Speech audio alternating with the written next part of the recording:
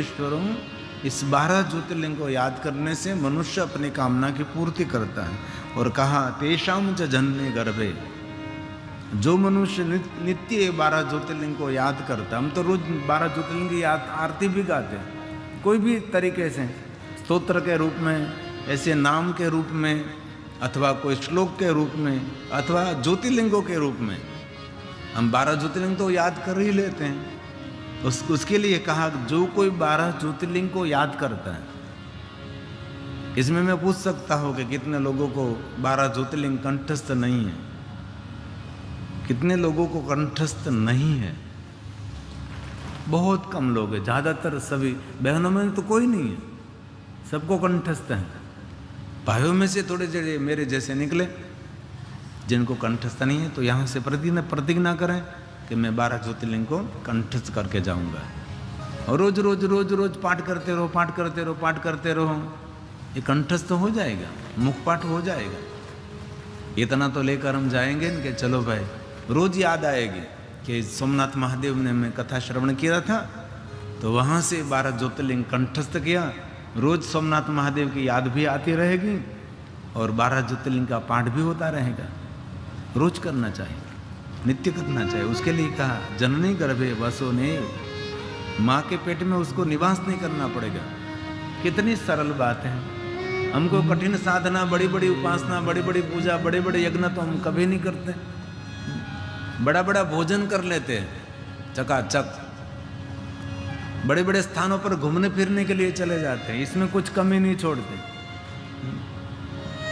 लेकिन ये छोटी सी बात है, लेकिन जीवन में कितना बड़ा परिणाम देने वाले, जीवन में कितना बड़ा फल देने वाली बात है। 12 ज्योतिर्लिंग बोलने में कुछ भी समय नहीं लगता, एकदम कम समय में 12 ज्योतिर्लिंग बोल लेते हैं आप। ये बोलने मात्र से, श्रवण करने मात्र से। और आप बोल नहीं सकते, कोई बोलता है वो सुन लीजिए ना, तो अब यही फल मिलता है।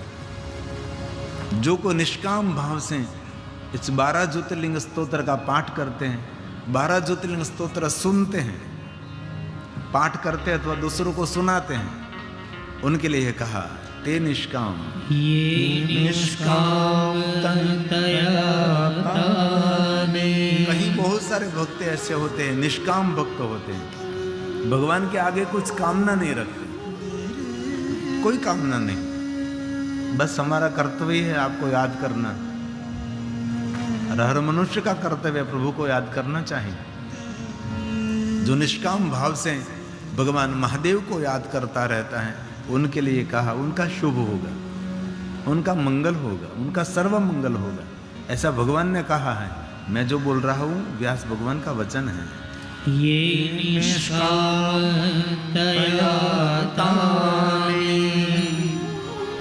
पठिष्यन्ति शुभाशया तेषां च जननी गर्भे वसो नैव भविष्यति, वसो नैव भविष्यति। भविष्य में कोई भी माँ के पेट में उसको निवास करना नहीं पड़ेगा। और जो कोई मनुष्य अवसर मिलते दर्शनार्थ पाप हारिणी, ये 12 ज्योतिर्लिंग का जो दर्शन करते शाम सर्व काम प्रदानी चाहिए, जीवन के सभी कामना की पूर्ति तो कर लेते हैं, लेकिन दर्शन मात्र से जीवन के सभी पापों में से मनुष्य मुक्त हो जाते हैं। बहुत सारे हमारे यात्रिक आए हैं कथा निमित्त, तो रोज दर्शन के लिए सुबह में जल्दी उठकर दर्शन के लिए चले जाते हैं, और सुबह में भी दर्शन करने के लिए जाते हैं और शाम को भी दर्शन करने के लिए जाते हैं। जब मंदिर बंद होता है तब सिक्योरिटी कहते हैं भागो यहाँ से, तब वहाँ से निकालते हैं, तब जाते हैं। वहाँ तक ज़्यादा से ज़्यादा समय उसका सोमनाथ में रहता है, भगवान के इर्द गिर्द रहते हैं। और बहुत सारे भक्त हमारे ऐसे भी हैं यहाँ सोने के लिए आए हैं, सोए रहते, सुबह में भी उठते नहीं, जाते नहीं। लेकिन आप अंदर न जा सके तो निरंतर सोमनाथ महादेव के शिखर का दर्शन करें। हम निरंतर उठकर सिद्धि शिखर का दर्शन करते, और शिव महापुराण ग्रंथ में कहा भी है कभी आप शिवालय नहीं जा सकें तो शिवालय का शिखर है, उनका दूर से दर्शन करें तो आपको शिव दर्शन का ही फल मिलेगा। और सोमनाथ महादेव का शिखर तो कितने दूर से दिखाई देता है, इसलिए हम शिखर का दर्शन करें, सोमनाथ महादेव की ध्वजा का दर्शन करें। और बहुत सारे ऐसे भाई बहन को मैं जानता हूँ, सुबह में भी दर्शन करने के लिए जाते हैं, शाम के समय भी दर्शन करने के लिए जाते हैं, और भगवान सोमनाथ की परिक्रमा भी करते रहते हैं। मुझे यहाँ से ऐसा दिखाई देता है ना, शिखर भगवान सोमनाथ महादेव का। यहाँ कथा करते करते मैं शिखर का दर्शन करता रहता हूँ। और मैं शिखर सुना, एक कभी आप मल्लिकार्जुन महादेव जाओ ना, कृष्णा पहाड़, तो वहाँ शिखरेश्वर महादेव भी है। और शिखरेश्वर महादेव से मल्लिकार्जुन महादेव शिवालय का शिखर दिखाई देता है। और वहाँ से मल्लिकार्जुन महादेव का शिखर देखना उसका बहुत बड़ा महात्म है। शिखरेश्वर महादेव खड़े रहना, वहाँ से आप बहुत जिनी जिनी नज़र करोगे छोटी, तो वहाँ से आपको मल्लिकार्जुन महादेव का शिखर दिखाई देता है। वहाँ की मान्यता ऐसी है, जिनके पुण्य नहीं है वो वहाँ से शिखर नहीं देख सकते, ऐसे भी मान्यता है। वहाँ से जो खड़े होकर उसको स्पष्ट मल्लिकार्जुन महादेव के शिखर दिखाई देते हैं तो समझ लेना चाहिए उनके पास पुण्य है। और शिखर नहीं दिखाई देते उसको समझ लेना चाहिए कि मेरे पास पुण्य नहीं है। और आज मैं बहुत सारे श्लोकों का अध्ययन कर रहा था, तो इसमें ये भी पढ़ने के लिए आया कि जिन्होंने पूर्व जन्म में शिव भक्ति नहीं की है, उसका दूसरा जन्म कोई दिव्यांग में होता है। दिव्यांग मतलब कोई अंग भंग, ऐसे दिव्यांग के रूप में जन्म होता है। इसलिए कोई भी संप्रदाय में, कोई भी परंपरा में आप हैं, कोई भी देवी देवता के आप उपासक हैं, लेकिन शिव जी का तो स्थान हृदय में रखना ही चाहिए। शिव के बिना कभी जीव का उद्धार नहीं है, शिव के बिना हमारा कभी कल्याण भी नहीं है। इसलिए कुछ विशेष प्रकार से आप साधना न कर सके, हलता चलता बेचता उठता खाता पंचाक्षरम जपे पंचाक्षर ना तो करनी पड़ेगी कि मैं आज से निरंतर भगवान महादेव जी आपका स्मरण करूंगा। ये नहीं हो सका तो मैं मुख में कुछ रखूंगा, तब जय सोमनाथ बोलूँगा, अथवा जय महादेव बोलूँगी, अथवा ओम नमः शिवाय बोलूँगा, मैं बोलूँगी। ऐसा कुछ नहीं कुछ कर सकते आप। इसीलिए ज्योतिर्लिंग के दर्शन की बहुत महिमा है। यहाँ पूजा करने का तो अवसर मिले न मिले कोई बात नहीं, लेकिन ज्योतिर्लिंगों के दर्शन, और शिव महापुराण ग्रंथ में ये भी कहा है कि शिवलिंग दर्शन का प्रतीक है, शिवलिंग ध्यान का प्रतीक है, शिवलिंग ब्रह्मबोधक है, शिवलिंग भगवान शिव जी की आत्मा है। ऐसा शिव महापुराण ग्रंथ में बहुत विस्तार से लिंगावली में कहा। इसीलिए ज्योतिर्लिंगोपलिंगानि, ज्योतिर्लिंगोपलिंगानि, जितने ज्योतिर्लिंग है उसके उपलिंगों की भी इतनी ही महिमा, जितनी महिमा ज्योतिर्लिंग की है उसके समान महिमा उसके उपलिंगों की भी है, उनका भी वर्णन किया है। ज्योतिर्लिंगोपलिंगानि प्रोक्तानि मया द्विजा, दर्शनात् पापहारिणी सर्व काम प्रदानि च, सर्व काम प्रदानि च। सर्व ज्योतिर्लिंग और उपलिंग के दर्शन करने मात्र से मनुष्य की सभी कामना की पूर्ति होती है। इसीलिए कहा ये ताने सुप्रसिद्धानि, जो प्रसिद्ध हैं, जो मुख्यानि हैं, उनके बारे में मैं थोड़ा सा कहने का प्रयास करता हूँ। अन्य चापे मुख्यंत श्रुता मृषि सतमा, हे श्रेष्ठ महात्माओं, जो मुख्य जो भगवान महादेव के लिंग स्वरूप हैं उनकी मैं कहने का प्रयास करता हूँ। मैं सोमनाथ महादेव की कथा का विस्तार करूँगा, मल्लिकार्जुन महादेव की कथा का विस्तार करूँगा, और 12 ज्योतिर्लिंगों की कथा विस्तार करके ये शिव महापुराण ग्रंथ का क्रम भी मुझे करना है। क्योंकि शिव महापुराण की कथा तो कहनी चाहे, सिर्फ लिंगावली जरूर कह सकते हैं, लेकिन इससे पहले कथा प्रारंभ करें, इससे पहले हम प्रभास तीर्थ को प्रणाम करेंगे। हे सोमेश्वर, हे चंद्रेश्वर, जो हमारा प्यारा भजन है, सोमनाथ को ही समर्पित किया हमें, तेरे शरण में हम आए हैं। सोमनाथ महादेव को समर्पित है भाव से और आदर के साथ।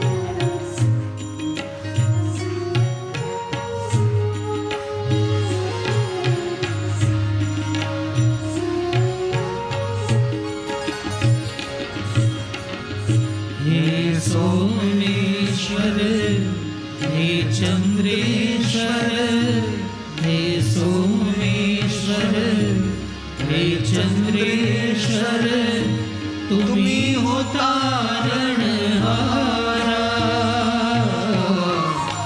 जय जय है सोमनाथा जय जय है सोमनाथा बोलिए साथ में हे सोमेश्वर हे चंद्रेश्वर हे सोमेश्वर हे चंद्रेश्वर तुम्ही हो तारणहारा जय जय है सोमनाथा जय जय है सोमनाथा। कथा सुनते सुनते भगवान शिव का स्मरण कर महादेव को याद करें। ये 3 घंटे की उपासना है, ये साधना अनुष्ठान है। हमने ठान लिया कि 9 दिन तक हम भगवान महादेव आपकी महिमा गाएंगे, आपकी महिमा सुनेंगे। 9 दिन यहाँ हम डटे रहेंगे। ये हमारी प्रतिज्ञा है। प्रतिज्ञा का दूसरा नाम है ठान लिया हमने। यही भगवान की पूजा है, यही शिव जी का आराधन है। हम और कुछ नहीं कर सकते, बस सिर्फ याद तो कर सकते हैं ना। प्रभास तीर्थ की पावन धरा पर चंद्र की है तपभूमि। चंद्र महाराज ने तपस्या की है, सप्त ऋषियों ने तप किया। प्रभास तीर्थ की पावन धरा पर चंद्र की है तपभूमि। रोग निवारक है मृत्युंजय रोग निवारक है मृत्युंजय तुम्ही हो शांति दाता जय जय है सोमनाथा जय जय है सोमनाथा। हे महादेव,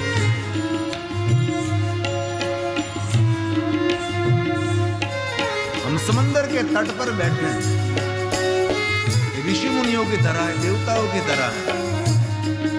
यहाँ 5 पांडवों ने तपस्या की और सिद्धनाथ महादेव की स्थापना की। आदि जगतगुरु शंकराचार्य महाराज यहाँ पधारे थे। सभी संत महापुरुषों की चरण रज यहाँ लगी हुई है। द्वादश लिंग की प्रथम ज्योति है करुणा करो जगदाता। हे महादेव,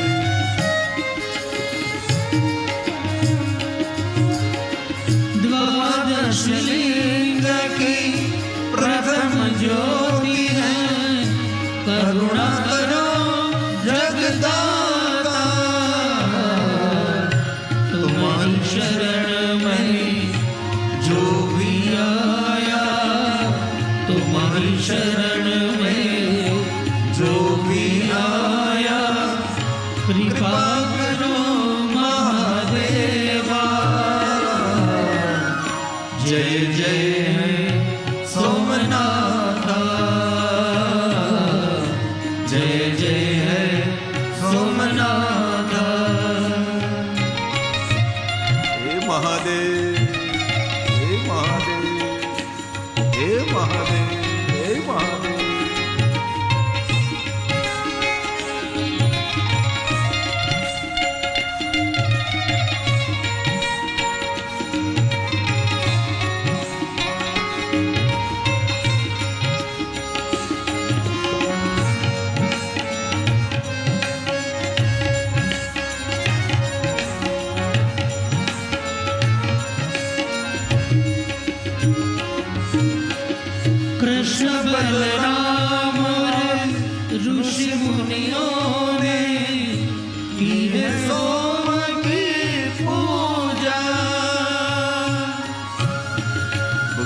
द्वारकाधीश।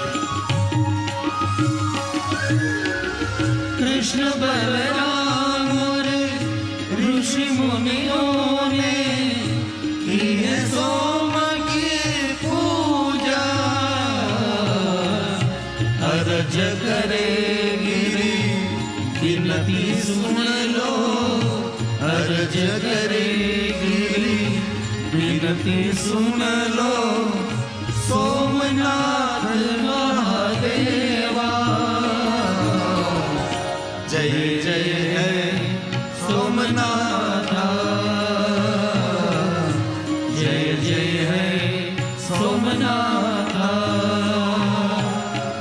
हे सोमेश्वर हे चंद्रेश्वर, हे सोमेश्वर हे चंद्रेश्वर, तुम्ही हो तारणहारा। जय जय है सोमनाथा, जय जय है सोमनाथा, जय जय है सोमनाथा।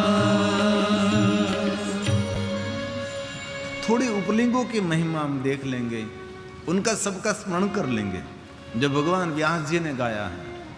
जितने 12 ज्योतिर्लिंग हैं, 12 ज्योतिर्लिंगों की उपलिंगों की बहुत महिमा है। जो कोई मनुष्य 12 ज्योतिर्लिंग को याद करने के बाद 12 ज्योतिर्लिंग उपलिंगों को याद करते हैं, उनकी कामना, उनकी मनोकामना महादेव जी पूर्ण करते हैं। उसके मनोकामना का फल मिलता है। प्रोक्तम फलम मया, उसके मन में जो कुछ है, ये उपलिंगों को याद करने मात्र से। उपलिंगों तो हम कम याद करते हैं। हमने बहुत समय पहले सोचा भी था कि जैसे 12 ज्योतिर्लिंग के स्तोत्र हैं, वैसे अलग से एक उपलिंग का भी स्तोत्र निर्माण करें, तो 12 ज्योतिर्लिंग के स्तोत्र भी पाठ हो जाए और साथ में अलग सा उपलिंगानि स्तोत्रानि। तो 12 ज्योतिर्लिंग के उपलिंग, जितने ज्योतिर्लिंगों की महिमा इतनी समान, कम थोड़ी भी नहीं उपलिंगों की महिमा। ज्योतिषाम चैव लिंगानाम, ज्योतिषाम चैव लिंगानाम, उसको सुनने मात्र से कल्याण रहता है। किंचित प्रोक्तम फलम मया, किंचित में बहुत अल्प शब्दों में कहने का प्रयास करता हूँ। विस्तार तो कितना बड़ा होगा, लेकिन बहुत किंचित मात्र थोड़े से शब्दों में। ज्योतिषाम चोपलिंगानि, हे श्रेष्ठ महात्माओं, श्रूयताम् ऋषि सतमा, हे श्रेष्ठ महात्माओं सांभळो, श्रूयताम् ऋषि सतमा। तो सोमेश्वर महादेव का उपलिंग अंतकेश्वर महादेव है। अंतकेश्वर महादेव कहाँ स्थान पर हैं? ऐसा कहा है, महिया सागर संयोगे, जो मही नदी सागर को मिलते हैं वहाँ अंतकेश्वर महादेव विराजमान। और जो मही नदी है ना, उसके दोनों तट पर अगणित भगवान महादेव के लिंग स्वरूप है। एक तो नवनाथ भी, नवनाथ की महिमा है। बहुत सारे मध्य गुजरात में जो रहते हैं ना, बड़ौदा के आसपास चड़ोतर में, ये लोग नवनाथ की यात्रा करते हैं। ये नवनाथ भगवान महादेव के लिंग स्वरूप है। एक नाथ वासद में भी है, नीलकंठ महादेव ऐसे नाम से। ऐसे अलग अलग भगवान महादेव के नाम। नीलकंठ महादेव के वैद्यनाथ मुझे पूरा याद नहीं, तललिंगम उपलिंगा नहीं। और सोमनाथ का उपलिंग देव सोमनाथ भी कहे जाते हैं। और एक जूना सोमनाथ है, और एक गहला सोमनाथ है, और एक आदि सोमनाथ है, और हिमालय पहाड़ पर भी सोमनाथ महादेव के लिंग स्वरूप है। बहुत सारे भगवान महादेव के सोमनाथ लिंग स्वरूप हैं। इसलिए जो कोई मनुष्य सोमनाथ महादेव को याद करते करते साथ में महिसागर पर तट पर जो अंतकेश्वर महादेव है उनको भी याद करें। तो एक श्लोक में 2 शिवलिंगों का स्मरण है। सोमेश्वरस्य पलिंगम् अंतकेशमुदाहतम्, भगवान अंतकेश्वर महादेव मह्या सागर संयोगे तलिंगम मुक्ताहतम्। मुपलिंगकम् तल्लिंगम् मुपलिंगकम्। और मल्लिकार्जुन महादेव का उपलिंग रुद्रेश्वर महादेव हैं। वो भरूच के 5 हैं, जो माता नर्मदा के तट पे भृगु क्षेत्र है। भृगु क्षेत्र मतलब अपना हम जो भरूच कहते हैं ना, उसके उधर जो क्षेत्र है ये भृगु कक्ष है। वहाँ तो बहुत सारे भगवान महादेव के लिंग स्वरूप हैं, अगणित। भृगु ऋषि के नाम से भृगुरेश्वर महादेव भी है, और असंख्य भगवान महादेव के नर्मदा के तट पर। और बहुत सारे शिव भक्त नर्मदा की परिक्रमा भी करते हैं, गाड़ी में भी हो सकती है। इसमें पैदल जाते हैं तो सभी शिवलिंगों का दर्शन हो सकता है, लेकिन कार लेकर जाते हैं, बस लेकर जाते हैं तो बहुत सारे शिवलिंग छूट जाते कि वहाँ तक कोई गाड़ी नहीं जाती, तो बहुत सारे शिवलिंग छूट जाते हैं। माता नर्मदा के तट पर बहुत सारे भगवान महादेव के लिंग स्वरूप है। तो रुद्रेश्वर महादेव भृगु कक्ष में है, सभी कामना सभी मनोकामना पूर्ण करने वाला है और सुख देने वाला, सुख वह हम सुख देने वाले शिवलिंग हैं। मल्लिकार्जुन सम्भूतं मुपलिंगमुदाहृतं। रुद्रेश्वर महादेव रुद्रेश्वर मिति ख्यातं भृगुकुक्षे सुखावहम्। भृगुकुक्षे सुखावहम्। महाकालेश्वर महादेव का उपलिंग दुग्धेश्वर महादेव है, जो माता नर्मदा के तट पर विराजमान है। जो नर्मदा की परिक्रमा करने के लिए जो जाते हैं माता नर्मदा के तट पर दुग्धेश्वर महादेव। कोई मनुष्य महाकालेश्वर महादेव का दर्शन न कर सके, लेकिन उपलिंग का दर्शन करे तो ज्योतिर्लिंग के दर्शन के समान फल मिलता है। और माता नर्मदा के तट पर जो दुग्धेश्वर महादेव है, वो महादेव जी सर्व पाप हरम स्मृत, जितने पाप स्मृति में हैं सभी पापों में से महादेव जी मुक्त कर देते हैं। बहुत सारे पापों का स्मरण है, बहुत सारे पापों का स्मरण नहीं भी रहता है, तो कि सभी पाप तो याद नहीं रहते। पुण्य करते तो याद करते कि ये किया ये किया ये किया, पुण्य को याद रखते हैं, पाप को तो कोई याद नहीं रखता। कितने अगणित मनुष्य पाप करता है, तो जितने पाप अपनी स्मृति में हैं इन सभी पापों में से मुक्त करने वाला भगवान दुग्धेश्वर महादेव है। महाकाल का उपलिंग है। महाकाल भवलिंगम बहुपार करने वाला महाकालेश्वर महादेव है, उसके समान दुग्धेश्वरमिति श्रुतं नर्मदायां प्रसीदं सर्व पाप हरं स्मृतं सर्व पाप हरं स्मृतं। जीवन के सभी पापों में से मुक्त करने वाले हैं। कभी आप पूजा करके खड़े होते हैं तो आपको पता लगना चाहिए कि मुझ में कुछ अलग सा भाव लगता है।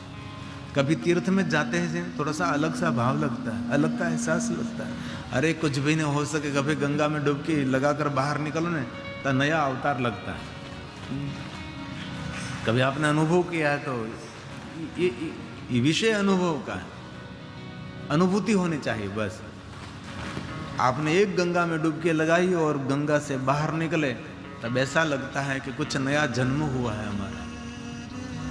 हम ज्योतिर्लिंग का दर्शन करते हैं तो कुछ ऐसा लग रहा है कि कुछ हमारे जीवन में से नेगेटिविटी जा रही है, बहुत सारा सकारात्मक विचार मिल रहा है। ये शिवालय जो बनाया है ना, बहुत यंत्र और मंत्र के ध्यान में रखकर बनाया और बहुत साल लग गए शिवालय निर्माण में, और बहुत समय के बाद ये शिवालय निर्माण हुआ है। हमारे सरदार वल्लभ भाई पटेल का संकल्प मात्र से ये शिवालय खड़ा। प्रतिष्ठा में तो वो रह नहीं सके, इससे पहले वो दुनिया को छोड़कर चले गए थे, लेकिन सपना सरदार वल्लभ भाई पटेल ने देखा था।